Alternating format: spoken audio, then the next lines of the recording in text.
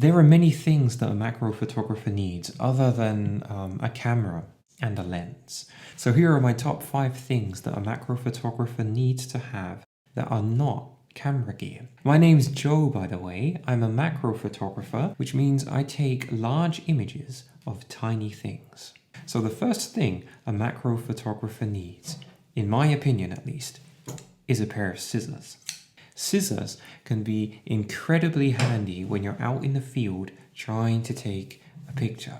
Just imagine this situation. You set up your camera, you're ready to take a picture of this beautiful jumping spider or a damselfly or an ant or any other bug, and then it starts crawling away and it moves just behind a blade of grass or right next to this leaf that's just coming over, and then you kind of reposition your camera and you try and get underneath the leaf, you try and get around the blade of grass, but it's just not working. Now, what I've done in the past over and over again is I try to snap the leaf or the twig or the blade of grass or whatever's getting in my way.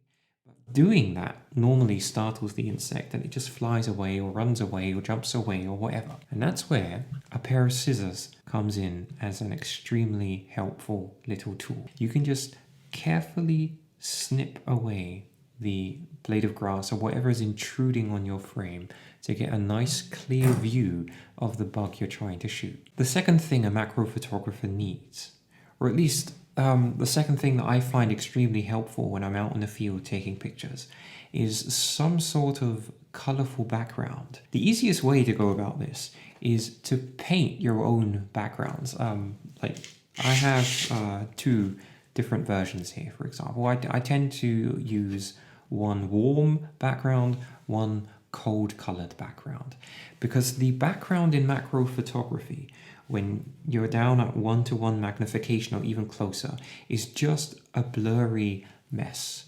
That means, in general, you're either going to get a green background or a black background. Those are the 2 options you normally have. But what you can do with one of these cards, or you can also use like colored cloth, a towel, anything like that, an old t-shirt, anything that has a bit of color and texture to it.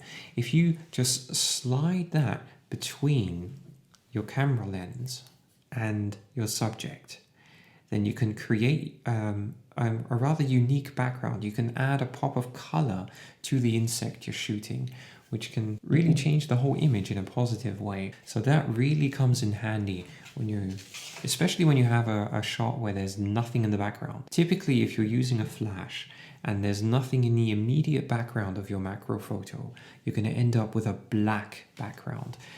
There's just nothing there. Sometimes that looks good. I've taken images in the past where the black background really works in the image, and oftentimes a little bit of color can save an image that otherwise wouldn't really be a nice photo. So I always try to keep something like this in my backpack just in case. The third thing every macro photographer needs is a good pair of trousers. And by good pair of trousers, I mean a pair of trousers that you can kneel in the dirt with, that you can crawl around in the bushes with, that you can snag on thorns and not worry about.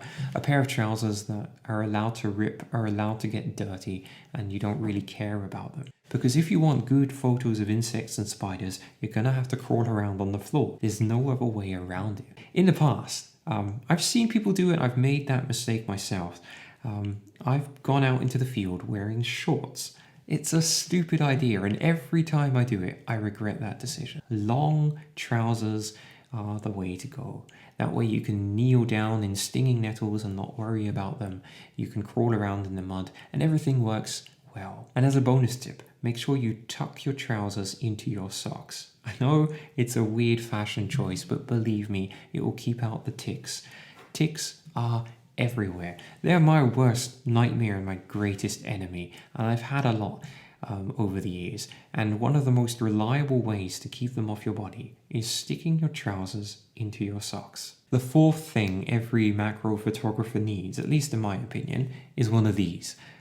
This is just a little dust blower. This is extremely useful for me, especially now that I've started using a mirrorless camera. Dust on your sensor, dust on your lenses will show up as a disgusting large blob when you're taking macro photos.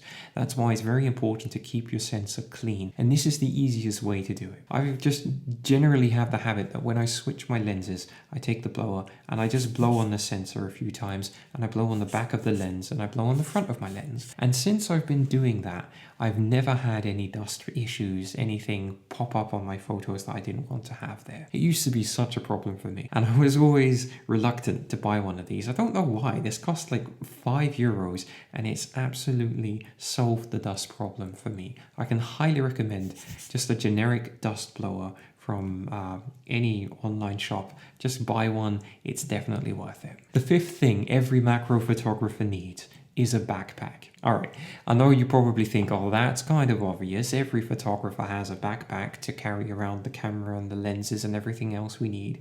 Yeah, but I was in Scandinavia a while ago and I found an awesome vintage rucksack in a second-hand store, and I have to show you because it's that cool. This rucksack may look like an ordinary rucksack, but it has a hidden feature that is an absolute game changer for me. And the reason it's so cool is because it has a built-in chair. Can you believe it? I can take this out into the field and sit down on my rucksack, look for the stuff inside, get my camera out, and then I can just relax and take pictures. I know it sounds kind of lazy and stupid, but believe me, it's amazing. Obviously, you don't need a rucksack with a built-in chair. I love my new rucksack, that's why I wanted to show you, but in general, having some kind of rucksack with you can be very helpful, just to bring all the things along that you need when you take pictures of insects, spiders, and bugs. So there you have it. Those are my 5 things every macro photographer needs. Obviously, there are more things. So if you have any ideas, I'd love to hear them. Just leave a comment under this video and tell me what I missed. So if you enjoyed the video and you'd like to learn more about macro photography, then subscribe to my channel. And if you haven't seen my other videos yet, then maybe you can check them out too. All right, that's all I have to say for today. So I guess I'll see you later. Bye.